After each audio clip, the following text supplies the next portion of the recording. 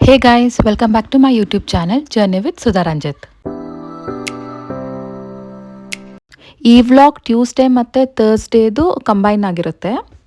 ನಮ್ಮೂರಲ್ಲಿ ಹೊಸದಾಗಿ ದುರ್ಗಾ ಪರಮೇಶ್ವರಿ ದೇವಸ್ಥಾನ ಕಟ್ಸಿದ್ದಾರೆ. ಊರಲ್ಲಿ ಎಲ್ಲಾರ್ದು ಒಂದೊಂದು ದಿವಸ ಪೂಜೆ ಇರುತ್ತೆ 48 ದಿವಸದಲ್ಲಿ. ನಮ್ಮದು ಲಾಸ್ಟ್ ಟ್ಯೂಸ್ಡೇ ಇತ್ತು. ಆಷಾಢದಲ್ಲಿ ಕೊನೆ ಮಂಗಳವಾರ ನಮ್ಮ ಪೂಜೆನೇ ಇರಲಿ ಅಂತ ಆವತ್ತಿನ ದಿವಸ ಮಾಡಿಸ್ತಾ ಇದ್ದೀವಿ. ಆಷಾಢದಲ್ಲಿ ಕೊನೆ ಮಂಗಳವಾರ ಅಂತ ಅಂದ್ಬಿಟ್ಟು ಬೆಲ್ಲದ ಆರತಿ ಮಾಡೋಣ ಅಂತ ಅದೊಂದು ರೆಡಿ ಮಾಡ್ಕೊಂಡಿದ್ದೆ. ಹಿಂದಿನ ದಿವಸನೇ ಸೀರೆ ಎಲ್ಲ ಕೊಟ್ಬಿಟ್ಟು ಬಂದಿದ್ವಿ. ಉಡ್ಸಿರ್ತಾರೆ ಬೆಳಗ್ಗೆ ಪೂಜೆ ಅಷ್ಟರಲ್ಲಿ ಅಂತ. ಬ್ಲೌಸ್ ಪೀಸಲ್ಲಿ ಮಡ್ಲಕ್ಕಿ ಸಾಮಾನು ಮತ್ತು ಪೂಜೆ ಸಾಮಾನು ತೊಗೊಂಡು ಹೋಗ್ತಾ ಇದ್ದೀವಿ. ನಿಂಬೆಹಣ್ಣು ಹಾರನೂ ಮನೆಯಲ್ಲೇ ಮಾಡ್ಕೊಂಡಿದ್ವಿ. ಹೋಗ್ಬಿಟ್ಟು ಮಂಗಳವಾರ ಕೊಟ್ಟರೆ ಒಳ್ಳೆಯದು ಅಂದ್ಬಿಟ್ಟು ಮನೆಯಲ್ಲೇ ಪೋಣಿಸ್ಕೊಂಡಿದ್ವಿ. ಅದನ್ನು ನಾವು ಸ್ವಲ್ಪ ಬೇಗನೆ ಹೋಗಿದ್ವಿ. ನಮ್ಮದೇ ಪೂಜೆ ಅಲ್ವಾ, ಎಲ್ಲರೂ ಬರೋಕ್ಕೆ ಮುಂಚೆ ಹೋಗಿದ್ರೆ ಚೆನ್ನಾಗಿರುತ್ತೆ ಅಂತ ಅಂದ್ಬಿಟ್ಟು ಬೇಗ ಹೋಗಿದ್ವಿ. ಇನ್ನೂ ರೆಡಿ ಮಾಡ್ತಾಯಿದ್ರು ದೇವ್ರಿಗೆಲ್ಲ. ಬಾಗಿಲಿಗೆ ಹೂವು ತೋಮಾಲೆ ಎಲ್ಲನೂ ಫ್ಲವರ್ ಡೆಕೋರೇಷನ್ ಅವ್ರಿಗೆ ಹೇಳಿದ್ರಿ. ಅವ್ರು ಬೆಳಗ್ಗೆನೇ ಬಂದ್ಬಿಟ್ಟು ಮಾಡಿದ್ರು. 2 ಸೀರೆ ಕೊಟ್ಟಿದ್ವಿ ದೇವ್ರಿಗೆ. ಒಂದು ಸೀರೆ ಉಡ್ಸಿದ್ದಾರೆ ಮತ್ತು ಒಂದು ಕೆಳಗಡೆ ಚೆನ್ನಾಗಿರುತ್ತೆ ಅಲಂಕಾರಕ್ಕೆ ಅಂತ ಒಂದು ಹಾಕಿದ್ದಾರೆ. ಪೂಜೆ ಜೊತೆಲಿ ಕೊಟ್ಟಿರೋ ಹೂವು ಎಲ್ಲ ಹಾಕ್ಬಿಟ್ಟು ಇನ್ನು ದೇವ್ರಿಗೆ ಅರ್ಶಿನ ಕುಂಕುಮ ಇಟ್ಬಿಟ್ಟು ಅಲಂಕಾರ ಮಾಡ್ತಾಯಿದ್ರು ಕೊನೆಯಲ್ಲಿ.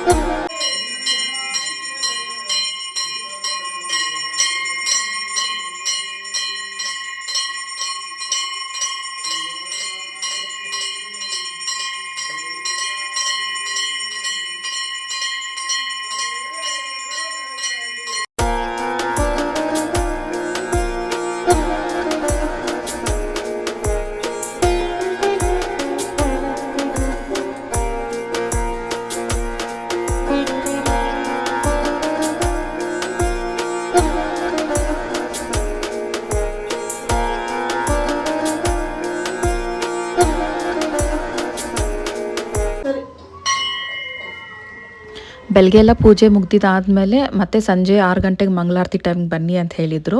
ಆವಾಗಲೂ ಹೋಗಿ ದರ್ಶನ ಮಾಡಿಕೊಂಡು ಪೂಜೆ ಸಾಮಾನೆಲ್ಲ ಈಸ್ಕೊಂಡು ಬಂದ್ವಿ.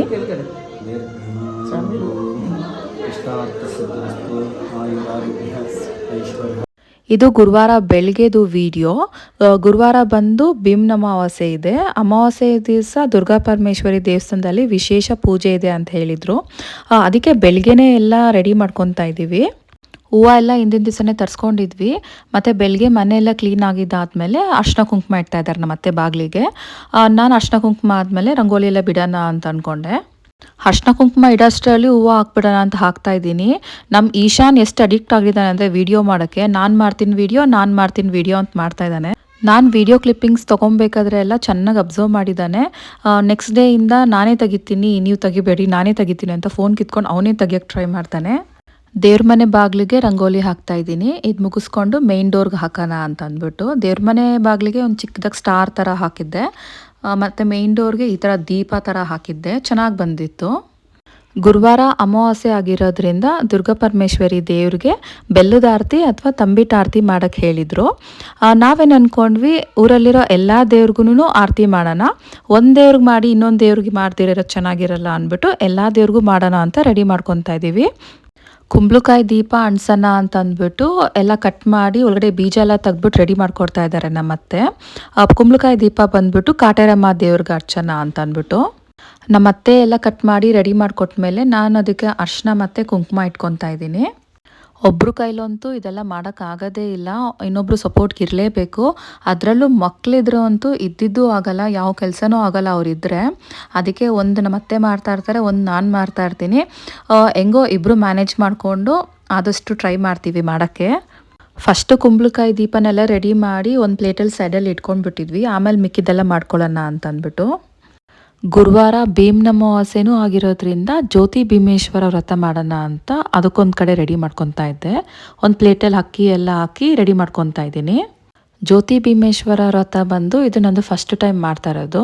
ಇಷ್ಟು ವರ್ಷದಿಂದ ಮಾಡಿರಲಿಲ್ಲ.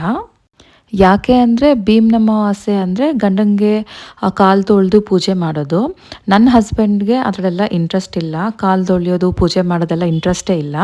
ಈ ಸಲ ತುಂಬ ಫೋರ್ಸ್ ಮಾಡಿ ಪೂಜೆ ಮಾಡ್ತೀನಿ, ಇದನ್ನು ಅಟ್ಲೀಸ್ಟ್ ಕಾಲ್ಗೆ ಮುಗಿತೀನಿ ಅಂತ ಹೇಳಿ ಕನ್ವಿನ್ಸ್ ಮಾಡಿ ಮಾಡ್ತಾ ಇರೋದು.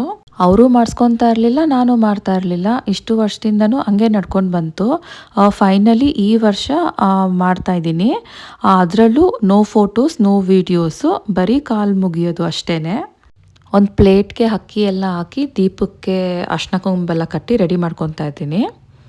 ಪ್ಲೇಟ್ಗೆಲ್ಲ ಇಟ್ಟು ದೀಪಕ್ಕೂ ಅರ್ಶಿನ ಕುಂಕುಮ ಎಲ್ಲ ಇಟ್ಟು ಬತ್ತಿ ಹಾಕಿ ಪ್ಲೇಟೆಲ್ಲ ರೆಡಿ ಮಾಡಿಕೊಂಡು ಅದಾದಮೇಲೆ ದೇವ್ರ ಮನೇಲಿ ಇಡೋಣ ಅಂತ ಎಲ್ಲ ಇಲ್ಲೇ ರೆಡಿ ಮಾಡ್ಕೊತಾ ಇದ್ದೀನಿ.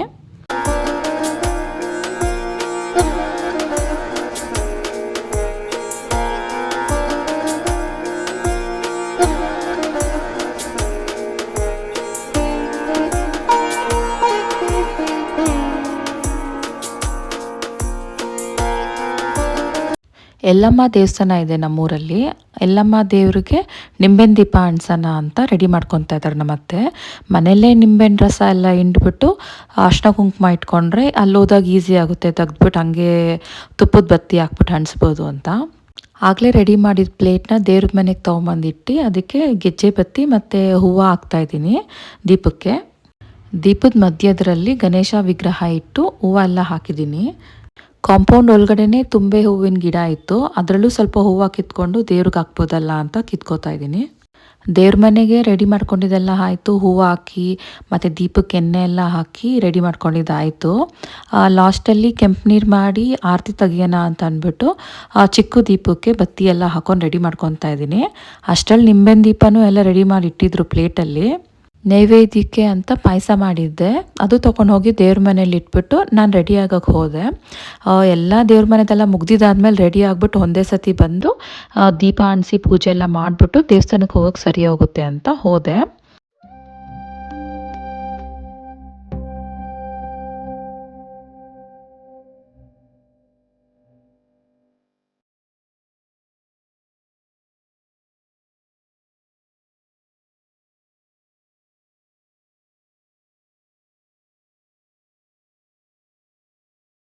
ನಾನು ರೆಡಿಯಾಗಿ ಈಶಾನ್ಗೆ ಮತ್ತು ಸಿರಿಗೂ ಇಬ್ರಿಗೂ ರೆಡಿ ಮಾಡಿ ಆಮೇಲೆ ದೀಪ ಹಂಚಿಸಿ ಪೂಜೆ ಮಾಡ್ತಾಯಿದ್ದೀನಿ.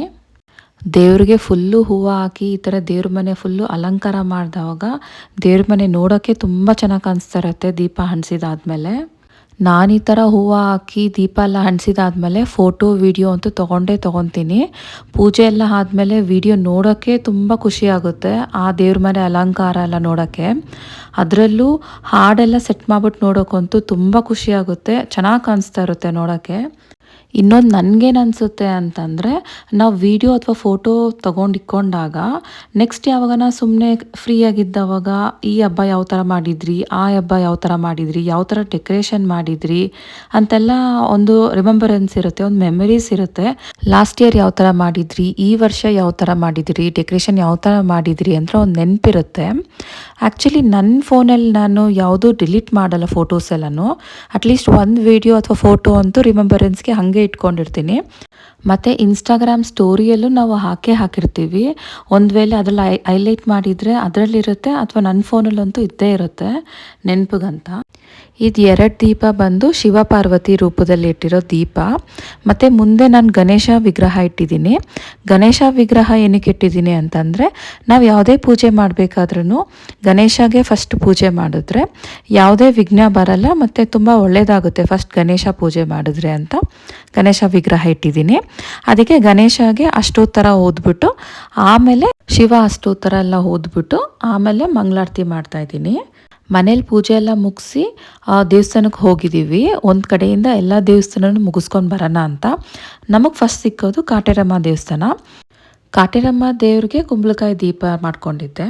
ಕುಂಬಳಕಾಯಿ ದೀಪಕ್ಕೆ ಬತ್ತಿ ಎಲ್ಲ ಹಾಕಿ ಹೂವೆಲ್ಲ ಇಟ್ಕೊತಾ ಇದ್ದೀನಿ, ಅಲ್ಲೇ ಹೋಗಿ ಆಮೇಲೆ ಅಂಟಿಸ್ಬೋದು ಅಂತ.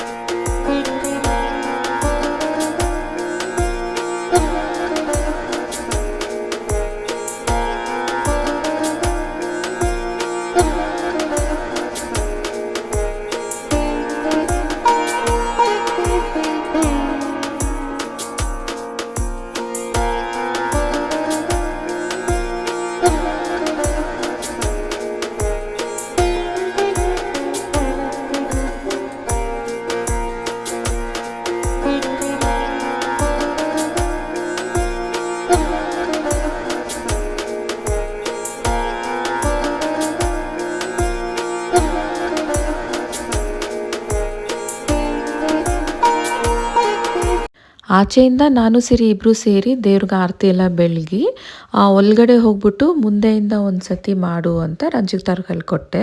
ಆರತಿ ಎಲ್ಲ ಬೆಳಗ್ಬಿಟ್ಟು ದೇವ್ರ ಮುಂದೆ ಇಟ್ಟಿದ್ದಾರೆ.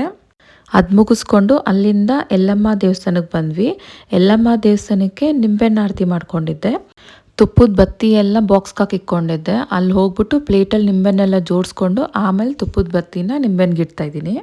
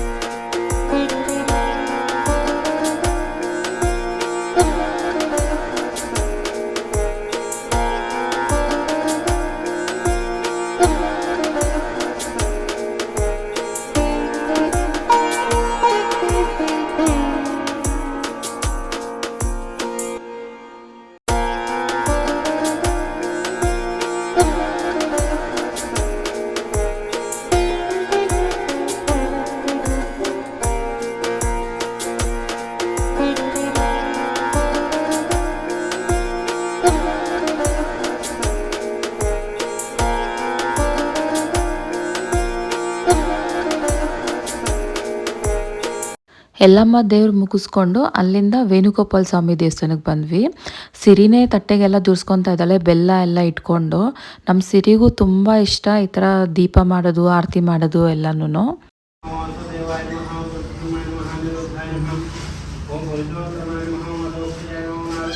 ವೇಣುಗೋಪಾಲ ಸ್ವಾಮಿ ದೇವಸ್ಥಾನಕ್ಕೆ ಬೆಲ್ಲದ ಆರತಿ ಮಾಡ್ಕೊಂಡಿದ್ವಿ.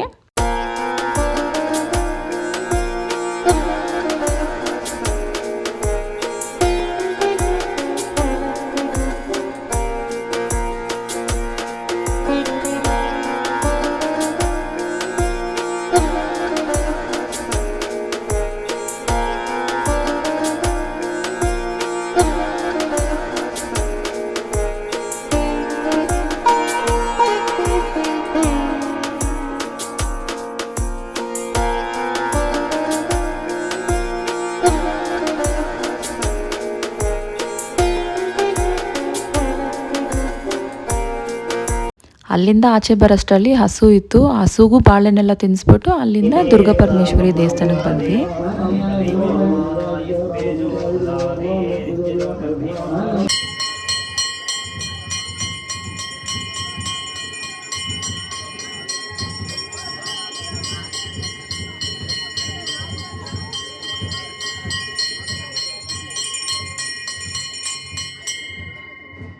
ದೇವಸ್ಥಾನಕ್ಕೆಲ್ಲ ಹೋಗಿ ಬಂದು ಸಂಜೆ ಶಿವಪಾರ್ವತಿ ರೂಪದಲ್ಲಿರೋ ದೀಪಕ್ಕೆ ಕೆಂಪು ನೀರು ಆರತಿ ಮಾಡಿ, ಮತ್ತು ನಮ್ಮ ದೇವ್ರ ಮನೆಗೂ ಕೆಂಪು ನೀರು ಆರತಿ ಮಾಡಿ ದೃಷ್ಟಿ ಎಲ್ಲ ತೆಗೆದ್ಬಿಟ್ಟು ನನ್ನ ಪೂಜೆ ಮುಗಿಸ್ದೆ. ನಿಮಗೆಲ್ಲ ನನ್ನ ವಿಡಿಯೋ ಇಷ್ಟ ಆಗಿದ್ದರೆ please like, share and subscribe ಮಾಡಿ. Thank you for watching. Keep supporting me.